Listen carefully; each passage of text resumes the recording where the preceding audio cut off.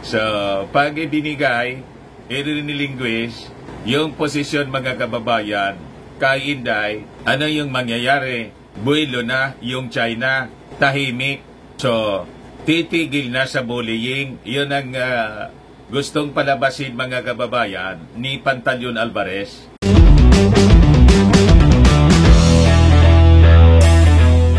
Ito naman po yung bago naming product na binibenta online. iGlow Serum Whitening po siya. Tingnan ninyo yung epekto sa aking anak na architect before and now. Yung mga inquiries po ninyo, dumiretso na lang kayo sa kanyang Facebook account, Riz Maravillas. Sabi mga kababayan ni Pantaleon, Congressman Pantaleon Alvarez ng BG. Davao pala. Sorry na. Di ba niya Mr. Maravillas, yung Davao? May sisterhood sa isang lungsod ng China. Yung Davao po, nung panahon ni Inday. But anyway, sabi po ni Pantaleon Alvarez, ang solusyon daw mga kababayan para mawala yung tensyon, mapababa yung tensyon sa West Philippine Sea, kailangan yung ating Pangulong Bongbong Marcos gawin yung tinatawag niyang ultimate sacrifice. Mag-resign na daw yung ating mag-resign na daw mga kababayan yung ating Pangulong Bongbong Marcos at i-turn over na niya ang reign ng ating gobyerno, pamamahala kay Inday. Ito ngayon mga kababayan yung sabi ni Pantaleon Alvarez, Davao del Norte 1st District Representative Pantaleon Alvarez, known to be a close ally of former President Rodrigo Duterte, has advised President Marcos to make the ultimate sacrifice by turning over the reins of the country to Vice President Sara Duterte. Yan po yung balita ng Manila Bulletin. At lahat ng mga major dailies po, pinatulan yung advice ni Pantaleon. Sabi dito sa Inquirer, Alvarez to Marcos, stop escalating WPS tension or yield presidency. If Jesus Anya himself made sacrifice for the people, maybe it is President Marcos turn to the same by voluntarily resigning from his position and turn over the functions of the presidency to Vice President Sara Duterte. Yan ang solusyon po ni Alvarez. Resign, give way to Sara Duterte to de-escalate WPS tension. So, madaling sabi mga kababayan, pinalalabas ni Alvarez na ang nagpalala ng tensyon mga kababayan sa West Philippine Sea, yung ating Pangulong Bongbong Marcos, which is exactly the propaganda line ni Xi Jinping. Ganon mga kababayan. So, lumalabas dito sa mga ginagawa ng kampo mga kababayan ni Maudigs, kinokompirma nila that they are agents of Xi Jinping and they are not working for the interest of the Filipino people, mga kababayan, kundi sila ay nagtatrabaho base sa kumpas mga kababayan ng China at doon sila sa interes ng China, not of the Filipino people. Yan ang lumalabas mga kababayan dito sa mga naging pahayag ni Alvarez. Di niya Mr. Maravillas yung dapat na gawin. Siguro dapat nang ituloy ng mga congressmen, mga kababayan, yung una nilang iniisip na pag-aralan yung mga naunang statement po ni Alvarez at saka ni Maudigs na gusto nilang ihiwala yung Mindanao. Kung pwede silang masampaan ng kasong sedition o rebellion at saka pwedeng maging base para i-expel as member of Congress itong si Alvarez. Di ba yung una yung lumitaw na mga balita? Kasi yun ang gusto nilang mangyari nang mag-rally sila doon sa Davao last December. Kasi tumitindi po yung panggugulo nitong tropa ng Fenta Kingdom. Nagmamadali sila, mga kababayan. Gusto nang iupo si Inday at na malamang ang kumpas galing sa Beijing. Kasi yun mismo, mga kababayan, yung linya ng propaganda at gustong mangyari ni Xi Jinping. Kasi ang gusto nila, ang gusto ni Xi Jinping, mga kababayan, ang nakaupo, barkada nila, puppet nila, mga kababayan, para kung ano yung gusto nilang gawin dito sa West Philippine Sea, kamkami na nila at gawin na nilang province. Ultimately, gawing province na lang yung ating bansa. Wala pong walang kukontra sa mga opisyal ng ating gobyerno kasi province na nila. Yun mismo, mga kababayan, ang strategy ng China is to invade a country without firing a single shot. Sun Tzu Art of War, mga kababayan, ginagamit sa atin ngayon. Talaga niya, Mr. Maravillas, naglabasa na yung mga hodas ngayong Huwebes Santo. Lantara na po yung mga hodas dito sa ating bansa. Ito yung sinasabi rito.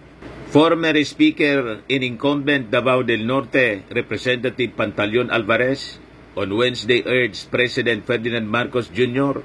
to reflect and meditate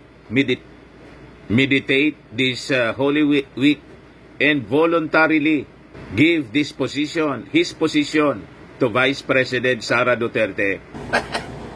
So, pag ibinigay, i-relinquish yung posisyon, mga kababayan, kay Inday, ano yung mangyayari? Buwelo na yung China, tahimik. So, titigil na sa bullying. Yun ang gustong palabasin, mga kababayan, ni Pantaleon Alvarez. Hindi na iboboli yung ating mga sundalo. Kasi buwelo na yung China. Kung ano yung gagawin nila, gusto nilang gawin sa West Philippine Sea, kanila na. Ang mangyayari yan. Yung buong West Philippine Sea, kanila na. At malamang, mawalan na tayo ng bansa. Bakit niya, Mr. Maravillas? Ang maririnig po ninyo dito, lahat na Chinese, pati yung leader natin, magsasalita na po Chinese. Pinapractice na nga po ni Inday. Gusto ninyo po na marinig yung message ni Inday? Yeah. Pinablish po ng Impact Leadership, is this the job of the Vice President and Secretary of the Department of Education? Ito yung message ni Inday, September 26, 2022. Happy National Day to the People's Republic of China. Watch Sara Duterte delivers her speech in Mandarin for the 73rd founding anniversary of the People's Republic of China on Monday, September 26. Pinablis ito ng Impact Leadership para suplakin, mga kababayan, si Pulong Duterte. Kasi sinabi ni Pulong Duterte the other day na hindi trabaho ni Inday ang magpalabas ng anumang mensahe sa issue ng West Philippine Sea, sa bullying ng China. Kasi yan na niya, trabaho yan ng mga taga-DFA, ng forces, ng chief architect ng foreign policy, referring to President Bongbong Marcos. Hindi man niya yan trabaho ng Vice Presidente. Kasi kini-question, di ba, ng Akbayan President na si Rafaela David, kung bakit si Inday napakatahimik sa issue ng West Philippine Sea. Ano niya yung puso ni Inday, made in China. So yon, biglang nag-react, mga kababayan, si Pulong. O ngayon, pinablish ng Impact Leadership kung ito ba niya ay trabaho ba ito ng Vice Presidente. So ito yung mensahe ni Inday, mga kababayan sa China. Pag si Inday ang iluklok na presidente ng Pilipinas, malamang Chinese na po ang maririnig nating pananalita sa SONA.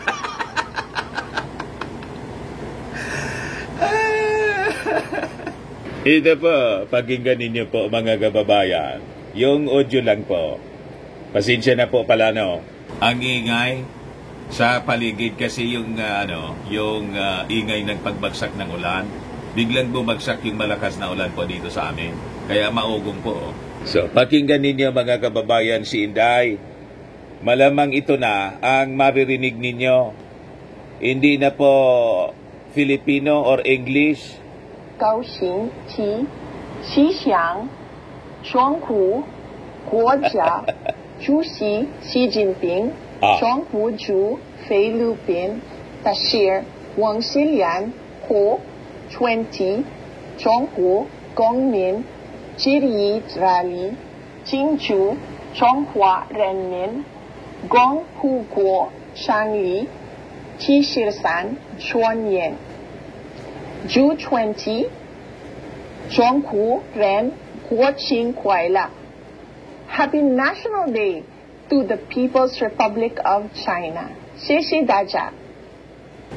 Ayos pa? Ayun ang maririnig po ninyo.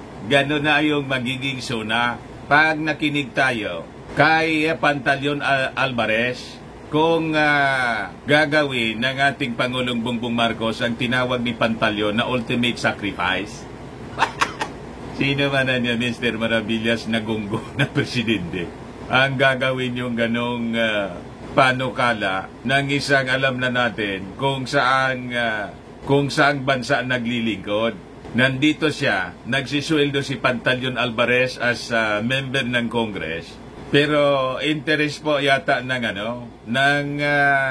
China ang kanyang sinusulong, tulad ng kanyang mga katropa diyan sa Penta Kingdom. Matindihan niya talaga, Mr. Maravillas, ang brainwashing ng mga Chinese. Matindi po, at malamang hindi lang brainwashing ang nangyari, may daloy pa po. Diba? Yun ang ginagawa po ng China sa buong mundo. Nagre-recruit sila ng mga agents.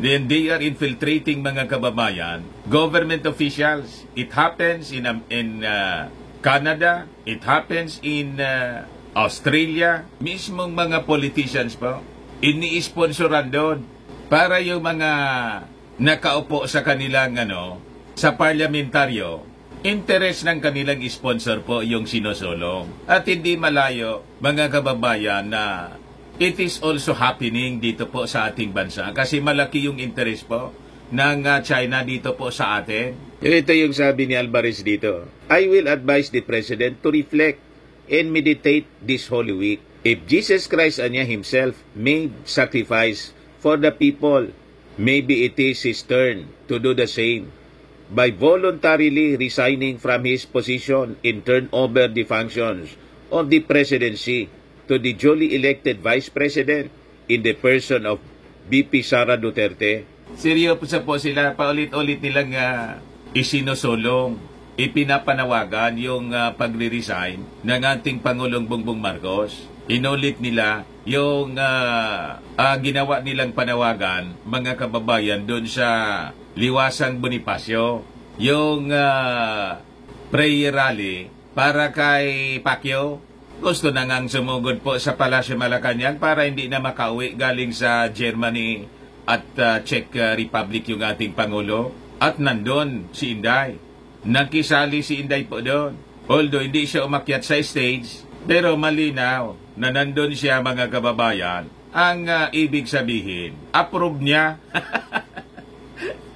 Di ba? Hindi man po, mga kababayan, nakaipon ng maraming tao. Ang intensyon sana nun, mga kababayan, ni Pacquiao at ni Maudigs, maglunsad, mga kababayan, ng panibagong people power. Ang nandun po, kilikili power man lang po nila. Wala man maniwala sa kanilang mga mamamayang Filipino other than yung mga dati nilang supporters at yung mga members po ni Pacquiao. So nabigo sila, mga kababayan, sa kanilang maitim na plano kasi wala man support. Walang support galing sa publiko, walang support sa PNP, walang support sa armed forces na critical, at saka sa mga religious groups na critical, mga kababayan, sa paglunsad ng isang people power. Kasi nakikita naman ng ating mga mamamayang Filipino kung gaano kaganda ng leadership ng ating Pangulong Bongbong Marcos, na napakasipag po sa pagsasaayos ng ating bansa, abang sila kitang-kita ng mga mamamayang Filipino, lalo na itong si Alvarez, kung kung sino ang kanilang pinaglilingkuran at panggugulo lang sa ating bansa ang kanilang ginagawa na malamang back up mga kababayan ng Beijing. So sabi dito ng mga kababayan ni Alvarez, Marcos should stop making decisions in actions that will further escalate the tensions between the Philippines and China. Yung ginagawa ng ating Pangulong Bongbong Marcos, binabaliktad ninyo. Ang nag-i-escalate po ng tensyon, hindi yung ating gobyerno. Ang nag-i-escalate ng tensyon po, ang China. Sila yung pumunta dito sa ating territory. Sila yung nanggugulo. Sila yung nananakit. Yung ating armed forces, yung ating Pangulong Bongbong Marcos, naninindigan lang po sa dapat tamang ginagawa to protect our territory. So, ang gagawa pala ng mga actions to protect our territory, sa inyo pong pananaw, yun ang nagpapa-escalate, nagpapataas ng tensyon. Yun mismo ang propaganda ni Xi Jinping. Tama ba? Binabaliktad nila tayo. Ang gusto nilang mangyari, wag lang tayong papalag. Wag tayong iimik. Matulog lang tayo rito tulad ng ginawa ni Mao Diggs habang nananakop sila dito sa ating teritoryo. Yan ang gusto ninyong mangyari. Huwag kami, siguro Mr. Maravillas, dapat si Alvarez yung mag-resign. Tama po, kasi alangan man nagsisweldo tayo sa kanya bilang congressman mga kababayan, drawing salaries from the taxes of the Filipino people, tapos interest ni Xi Jinping, yung kanyang pinaglilingkuran, di doon na siya sa Beijing, doon siya mag-congressman, sumama na siya sa partido ni Xi Jinping, wag dito sa ating bansa. So sabi niya rito mga kababayan, realistically speaking niya, we cannot compete with China in terms of military strength. We have allies in the defense treaty with the US, but are we 100% sure they will come to our defense? I don't think so. Sabi po ng dating speaker. So yan linya mga kababayan ng propaganda ng mga pro-China na they're putting doubts to the mutual defense treaty ng ating bansa with America na pinalalabas nila. Hindi man tayo sasakluluan ng Amerika. O di, kung yun ang paniwala ninyo, sabihin ninyo kay Xi Jinping, subukan nilang gumamit ng live bullet at may madisgrasya sa ating mga kasundaluhan sa West Philippine Sea. The fact na bullying lang po ang ginagawa nila, water cannon, alam nila yung resolve ng Amerika to defend our country. Takot sila. Kasi kung hindi sila takot, narumisbak hindi lang yung Amerika, kundi ang buong mundo against China, di ginawa na sana nila. Kaya ang ginagawa nila mga kababayan, gumagamit sila ng propaganda. Propaganda po ng pananakot, fear-mongering, mga kababayan, divide and conquer, nililito yung ating mga mamamayang Filipino. At nilalagyan nila ng duda yung Mutual Defense Treaty tulad ng linya ng propaganda po ni Alvarez. Huwag kami pantalyon. Alvarez also called on the Marcos administration to instead focus its attention on addressing the primary societal issues of the country, such as alleviating poverty. We are even having problems with the rising and recurring illegal drugs issue and hunger, and yet we are so preoccupied with the ruckus in WPS. Our present government is not setting its sights straight. Yan mismo ang ginagawa ng ating Pangulong Bongbong Marcos with Martin Romualdez. Kaya nga nag-iikot si Martin Romualdez para tumulong sa distribution ng mga pagkain ng mga sakosakong bigas sa ating mga mamamayan. Hindi mo nagkikita, ikasama mo sa Congress. And right now, dumagdag yung production ng ating palay at corn. Ito mismo, Philippine records increase rice production despite El Nino, says NIA chief. Napakalinaw mga kababayan. Yung sa droga, 2 years pa lang yung ating Pangulong Bongbong Marcos. Yung patron nga ninyo si Mao Diggs, ang sabi niya 3 to 6 months, matatapos niya yung droga. Natapos yung term niya, hanggang ngayon may problema sa droga. At dyan sa Davao, ibinalik yung war on drugs na maraming patay. 7 na yung namamatay dyan sa war on drugs ni Baste. Pagkatapos, pag kinaso kayo ng ICC, ituturo ninyo yung ating Pangulong Bongbong Marcos. Isisisi ninyo sa iba. Yan ang problema sa inyo eh. Pero sabi ni Alvarez, but Alvarez clarified that not an inch of the country's territory should be surrendered. How can we expect to fight or even retaliate if our families are hungry with no food on their plate, no jobs in income to provide for their basic needs? We cannot. Sabi po ni Alvarez, ang tanong, ano yung tulong ninyong ginawa? Yung problema po, sumusweldo kayo sa gobyerno, imbis tumulong, nanggugulo pa kayo, yung mismong patron ninyo, 6 years na nanilbihan sa ating bansa, hindi man natupad yung kanyang mga pinangako, yung lahat pong lahat ng laman ng kanyang plataforma ni gobyerno noong 2016, wala man po natupad. Di ba pinakita ko na sa inyo? Huwag kami pantalyon. Gusto lang ninyong makabalik sa posisyon. Kasi malabo sa 2028 na manalo si Inday. Kaya gusto na ninyong iupo ngayon. Pero niya, Mr. Maravillas, basag na basag yung sinabi ni Baste na hindi trabaho ni Inday na mag-react dito sa WPS. Ang tanong mga kababayan, trabaho ba ni Inday na sumaklolo kay Pacquiao? At napakarami siyang statements na wala man po na kinalaman sa trabaho niya as DepEd Secretary, pero nagpalabas siya ng statement. Pero dito sa issue ng West Philippine Sea, talagang ayaw niya. Dati, pag may nangyari sa mga sundalo, lalo doon sa Mindanao, punta agad siya. Pero doon sa mga members ng Philippine Navy na nagka-injury sa pambobomba ng water cannon ng China, wala siya doon. Hindi man siya pumunta, nandun si Browner. You see? General Romeo Browner, Chief of Staff, Armed Forces, visits Navy personnel injured in latest China water cannon attack. Siya lang yung nandun. So, sabi niya, we will continue holding RORE, rotation resupply missions, because BRP Sierra Madre is considered a commissioned Philippine Navy ship. The people manning it are soldiers of the Armed Forces of the Philippines. Kahilig ni Inday na pumunta doon sa mga sundalo na limbawa na sugatan, namatay. Yung sa Mindanao po, may na mga namatay doon na sundalo. Nandun agad po si Inday. Pero dito po, wala man lang po nakitang kaluluwa ni Inday, mga kababayan. Tapos sa kung ano-ano mga issue po, automatic, gawa siya ng video. Wala man kinalaman sa kanyang trabaho as DepEd Secretary.